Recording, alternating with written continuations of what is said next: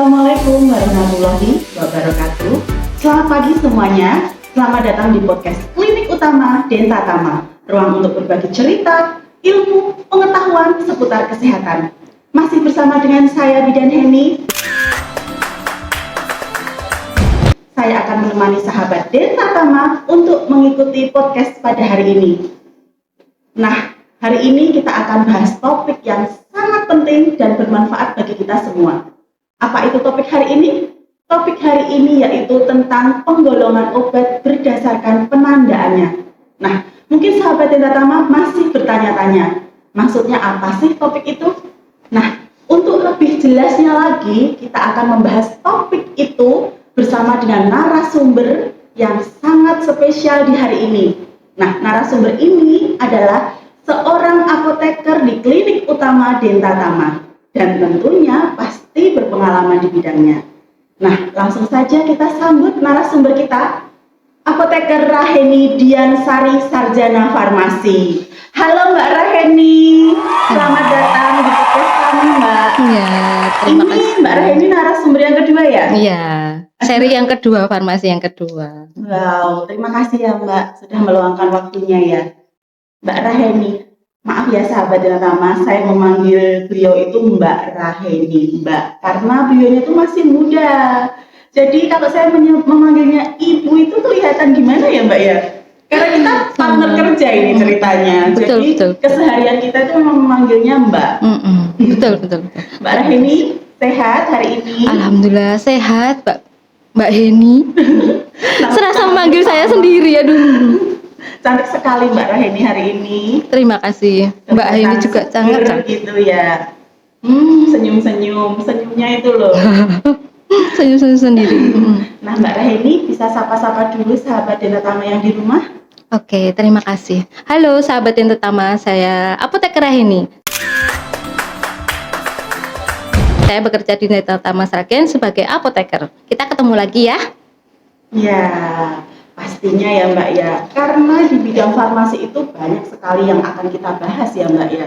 Nah, tapi kan nggak mungkin kita bahas sekali waktu di pertemuan sekali podcast ini. Kan mesti beberapa episode ya. Karena memang semua orang mungkin dari elemen-elemen di masyarakat itu pasti akan berkecimpung di dunia obat-obatan ya Mbak ya. Mungkin orang biasa ada apotek, ada apa semuanya pasti itu membutuhkan obat. Nah maka dari itu kita akan membahas tentang apa sih penggolongan obat dari segi penandaannya. Mungkin apa dari warnanya atau mungkin bagaimana cara itu golongan obat yang mempunyai efek atau efek yang sangat berbahaya Mbak ya, harus pengawasan dokter juga ya, ada juga seperti itu ya Mbak ya.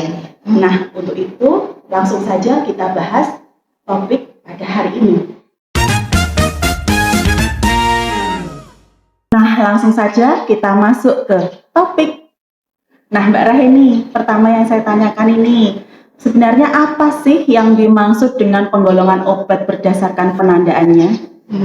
Ya, terima kasih Mbak Heni. Jadi di farmasi itu kita mengedukasi ke sahabat-sahabat semua yang ada di rumah untuk tahu bahwa obat-obat itu mempunyai penandaan-penandaan tertentu. Kalau kita perhatikan di kemasan obat itu ada beberapa tanda-tanda. Tanda-tandanya apa saja? Nah, paling tidak ada 7 yang umum ada di obat. Misalnya tanda merah, lingkaran merah maksudnya, lingkaran merah, kemudian lingkaran biru, lingkaran hijau, terus lingkaran hijau dengan gambar daun, kemudian ada lagi bintang, terus ada bintang 5 atau bintang berapa itu, kayak gitu. Itu penandaan-penandaan yang biasa ada di obat dan jamu, kayak gitu. Oh gitu ya. Wah baru tahu ini saya ya. Ternyata setiap obat itu ada penandaannya berbeda-beda ya Mbak ya? Ya, betul. Nah itu pasti punya arti masing-masing dari penandaan itu. Betul. Nah, artinya apa sih Mbak dari masing-masing tanda tersebut? Ya, mulai dari penandaan merah lingkaran merah di obat, lingkaran merah kemudian tepinya hitam, itu menandakan bahwa obat tersebut adalah obat keras. Apa artinya? Obat keras tersebut harus didapatkan dengan resep dokter. Karena apa? dia tidak sembarangan boleh diminum oleh pasien. Kemudian penandaan biru nggih, lingkaran biru dengan tepian hitam. Itu menandakan bahwa dia obat bebas terbatas. Dia masih bisa dibeli tanpa resep, tapi dalam penggunaannya ada warning-warning tertentu yang harus kita perhatikan kayak gitu. Kemudian yang ketiga, lingkaran hijau dengan tepian hitam. Itu berarti obat tersebut bisa kita dapatkan di toko obat tanpa menggunakan resep dokter. Kayak gitu. Kemudian di penandaan jamu itu kalau kita biasa beli jamu nggih, jamu yang kemasan itu ada lingkaran hijau, kemudian ada gambar daunnya.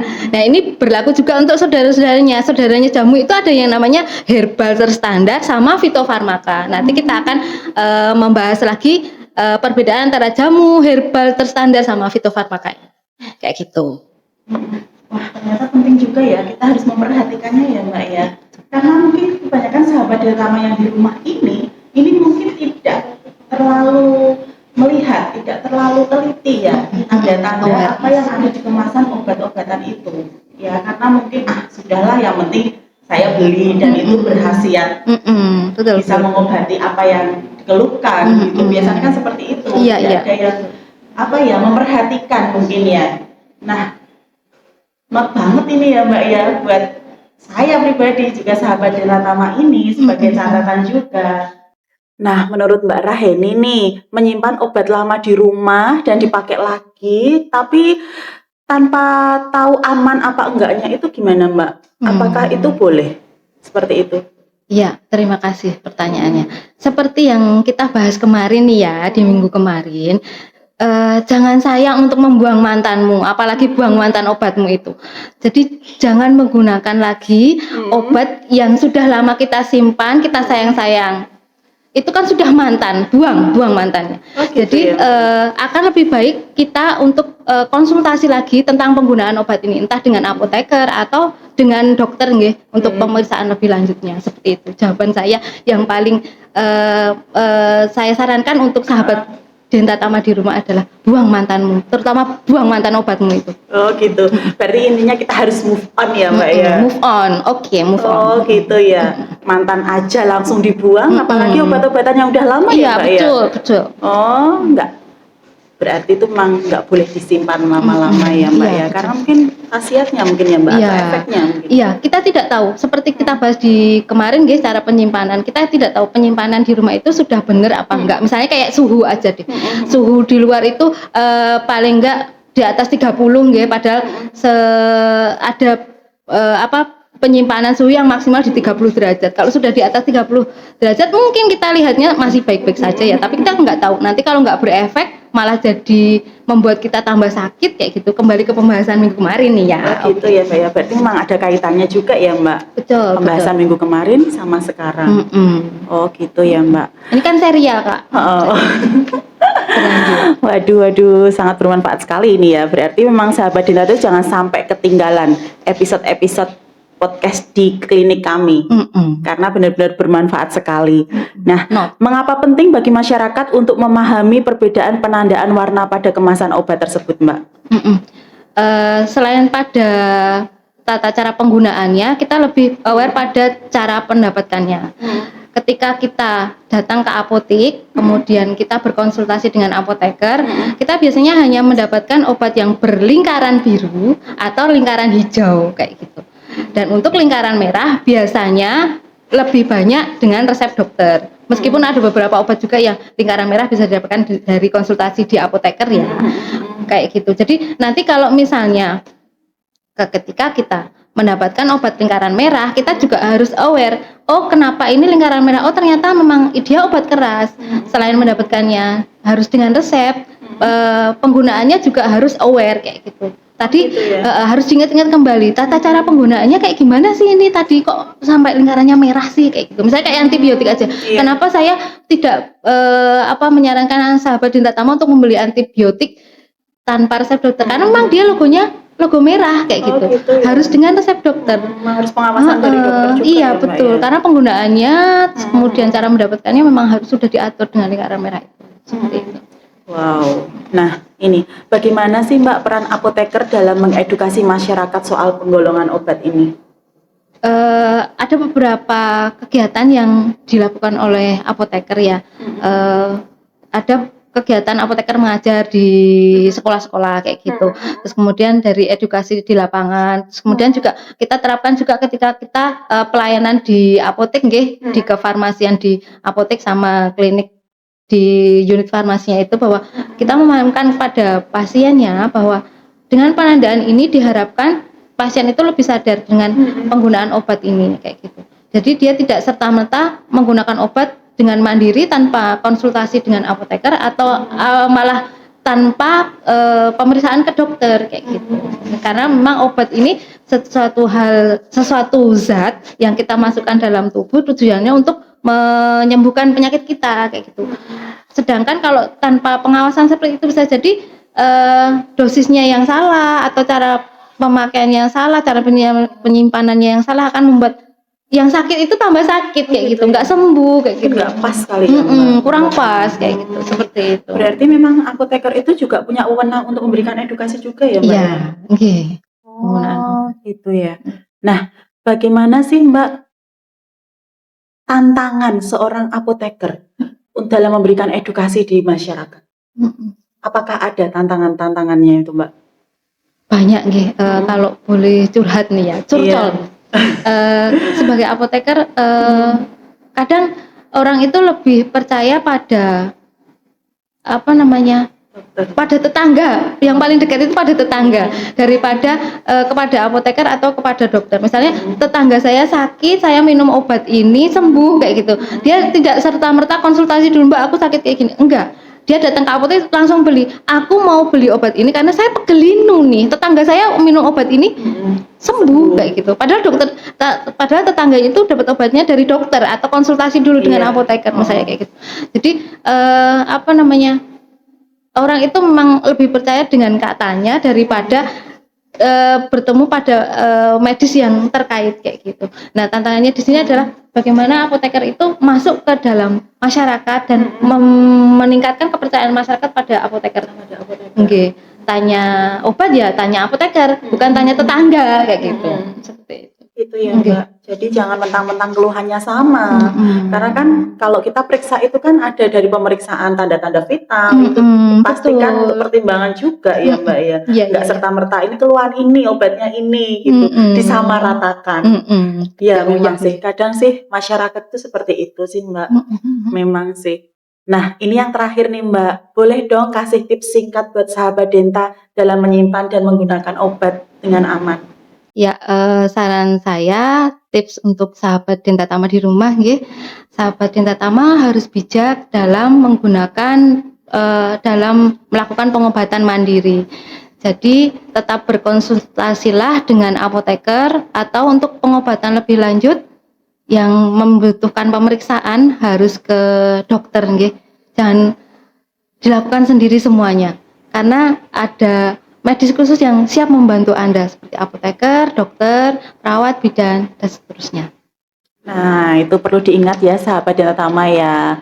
Kan gini ya Mbak ya, sekarang kan nggak usah di pelosok lah, di pelosok ataupun dimanapun itu kan deket ya. Mungkin ada dokter di sekitarnya, ada juga tenaga kesehatan yang lain juga. Terus juga sekarang di setiap apotek itu juga ada apotekernya juga ya Mbak ya.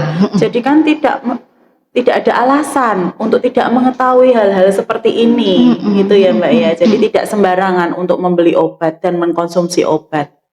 Nah, menarik sekali nih Mbak informasi yang diberikan oleh Mbak Raheni, dan informasi ini benar-benar bermanfaat bagi kita semua. Terima kasih banyak ya Mbak ya atas penjelasannya. Nah, sekarang kita masuk ke sesi tanya jawab.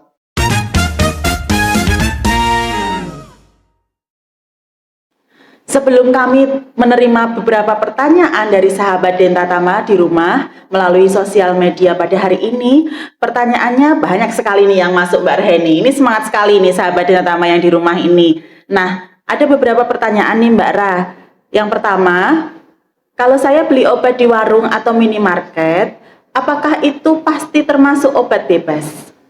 Monggo silahkan Mbak Raheni. Nggih. Harusnya di warung atau minimarket itu memang hanya terbatas pada obat bebas karena dia tidak perlu menggunakan apoteker atau tenaga medis yang kewenangan untuk memberikan obat tersebut. Seperti itu. Oh gitu ya Mbak ya. Berarti itu kalau di minimarket kayak gitu itu obat-obatan jenis apa Mbak? Mungkin keluhan-keluhan ringan mungkin ya? Nggih, keluhan-keluhan ringan yang pokoknya berlogo hijau atau kadang ada yang berlogo biru tapi itu hanya beberapa aja. Misalnya kayak Rivanol kayak gitu. Oh gitu Nggih. ya. Tidak sampai pada yang merah apalagi enggak Oh biasanya enggak ada. iya. Itu larangan banget ya Mbak ya kalau masuk ke minimarket restriksi. ya. Iya. Nah, pertanyaan yang selanjutnya nih Mbak Ra, kalau kemasan obat sudah rusak atau tidak terbaca, bagaimana saya bisa tahu itu golongan obat apa? Sahabat Dinta Tama tentu bisa menanyakan tersebut pada Mbah Google ya. Kan di situ tertulis isi obatnya apa, termasuk golongan apa kayak gitu. Kalau cuma untuk mengetahui itu golongan apa, bisa kita lihat isinya apa dan kita tanyakan pada Google. Kalau kemasannya udah rusak. Tapi saran saya kalau kemasan udah rusak, ngapain kita tanya itu golongan apa? Mending kita buang aja seperti mantan yang tadi. Oh gitu ya, kembali lagi ke mantan. Maaf, maksud saya nggak ke mantan, kembali lagi ke cara penyimpanan dan penggunaan obat itu. Nggak kembali lagi ke mantan, kan mantannya udah dibuang ya Mbak Raya. Iya, betul. Jadi kalau kemasannya rusak itu lebih baik dibuang ya Mbak. Kan itu juga mungkin dari kemasan rusak, expired juga udah nggak jelas. Betul. Kadang itu saya pribadi ya Mbak Ra, pernah itu punya obat 1 strip ya Mbak ya. Itu udah sisa nih, saya simpan. Tinggal 3 apa itu namanya? 3 tablet. Lah itu expirednya nggak kelihatan, terus ini obat apa terpotong namanya, kayak gitu ya Mbak. Itu harus dibuang aja ya Mbak ya, daripada membahayakan kita. Betul sekali. Memang kita harus move on ya Mbak. Ya, move on. Nah, sahabat Dinta, ingat itu, kita harus move on. Nah, ini mumpung melihat podcast ini, sahabat Dinta mungkin bisa nih di rumah dilihat kotak obatnya, mungkin stok-stoknya yang kemasannya sudah rusak, sudah tidak menarik, sudah tidak jelas itu obat apa, mending dibuang saja. Gitu ya Mbak Rahini. Nah Mbak Rahini, ada lagi pertanyaan nih dari sahabat Dinta Tama nih. Wah, seru sekali ya Mbak ya. Nanti ini harus dipanggil lagi nih ya narasumber Mbak Rahini nih ya, sebagai narasumber ya. Oke. Menarik sekali nih kelihatannya. Sahabat Dinta Tama apapun oke. Oh iya, sip, baiklah. Nah pertanyaan lagi nih Mbak, kalau saya beli obat online, bagaimana nih cara memastikan obat tersebut termasuk golongan apa? Seperti yang kita bahas di minggu kemarin, cara mendapatkan obat yang baik itu yang benar, maksud saya itu paling tidak ke apotek atau ke klinik. Meskipun di online itu obatnya sama, tapi saya juga tidak bisa menjamin obat itu beneran isinya sama atau tidak berisi sama seperti itu. Saya tidak bisa mendapatkan jaminan itu. Jadi akan lebih baik ketika sahabat Dinta Tama membeli obat dari apotek atau dari rumah sakit atau dari klinik gitu. Yang jelas-jelas aja. Jangan yang pasti-pasti aja kayak gitu. Gitu ya Mbak ya. Wah, menarik sekali nih. Apakah sahabat Dinta Tama sudah terjawab dari pertanyaan-pertanyaan unek-unek dari sahabat Dinta Tama yang di rumah? Jika sahabat Dinta Tama masih memiliki pertanyaan atau masih ingin bertanya sesuatu tentang mungkin obat-obatan, penggunaan obat, cara penyimpanan, bisa nih menulis di kolom komentar kita. Nanti kita pasti akan menjawabnya. Nah, terima kasih banyak untuk Mbak Raheni atas jawaban-jawaban dari semuanya itu, dari pertanyaan-pertanyaan sahabat Dinta Tama. Ya, semoga sahabat Dinta Tama puas dan mengerti, juga memahami, dan jangan lupa mempraktekkan juga di rumah. Ya Mbak ya. Nah, tidak terasa nih kita sudah memasuki penghujung episode podcast pada hari ini. Sekali lagi saya ucapkan terima kasih banyak untuk Mbak Raheni ya, apoteker kita nih, apoteker di Klinik Utama Dinta Tama yang cantik, masih muda, menginspirasi dan juga pintar. Terima kasih Mbak Eni juga. Ya sama-sama cantik. Kita kan berdua sama nih ya kembar. Oh iya, oh gitu ya. Pinang dibelah dua ini kita. Oh iya, cuma bedanya ini apoteker, saya di pelayanan, saya bidan ya. Saya juga pelayanan. Tapi kita harus partneran ya, ini memang harus ya, pekerjaannya itu harus partneran ya antara apoteker dan nakes. Gitu ya. Sebelum kita akhiri, mungkin Mbak Raheni mau memberikan pesan atau tips penting untuk para sahabat Denta Tama yang di rumah. Ya, terima kasih kepada sahabat Denta Tama semuanya. Jangan ragu untuk melakukan pemeriksaan di Denta Tama Sragen karena kami akan tulus melayani Anda dan menyediakan pelayanan sebaik-baiknya di Klinik Utama Denta Tama Sragen. Ya, terima kasih ya Mbak Raheni ya. Pesannya itu sangat bermanfaat sekali. Tepuk tangan dong. Itu dia episode kita pada hari ini tentang penggolongan obat berdasarkan penandaannya. Ini sangat informatif ya sahabat Denta Tama dan sangat bermanfaat untuk kita semua. Kami sangat berterima kasih dengan narasumber pada hari ini atas waktu dan ilmunya yang luar biasa. Jangan lupa untuk tetap menjaga kesehatan dan selalu waspada dalam menghadapi situasi darurat. Sebelum kita akhiri, kami ingin mengingatkan bahwa di Klinik Utama Denta Tama menyediakan berbagai layanan kesehatan yang akan siap membantu Anda dalam menjaga kesehatan Anda dan keluarga. Klinik Utama Denta Tama memiliki berbagai layanan. Ada layanan konsultasi dokter umum, ada juga layanan konsultasi dokter spesialis untuk penanganan beberapa penyakit yang mungkin dialami oleh sahabat Denta Tama yang di rumah. Ada juga pemeriksaan laboratorium lengkap untuk mendiagnosis penyakit sedini mungkin. Sekali lagi, terima kasih untuk para pendengar podcast pada hari ini. Nantikan podcast-podcast kami selanjutnya dengan tema-tema yang bermanfaat untuk kita semua. Wassalamualaikum warahmatullahi wabarakatuh. Sampai jumpa dan tetap sehat bersama Klinik Utama Denta Tama. Mbak Ra, tadi kan bahasnya mantan-mantan terus. Aku tuh jadi keinget mantanku, Mbak. Mantan yang mana nih? Yang di rumah? Aduh, mantanku tuh banyak, Mbak. Bagikan stok obat di rumah yang udah bungkusnya udah nggak menarik lagi. Itu enaknya diapain ya, Mbak ya? Buang mantan, move on. Oh gitu ya, Mbak ya? Oh gitu ya. Ya udah, kayak saran Mbak Raheni tadi ya. Obat-obatan yang di rumah yang udah nggak menarik lagi bungkusnya, buang aja. Oh gitu. Baiklah, Mbak. Saya akan buang mantan aku.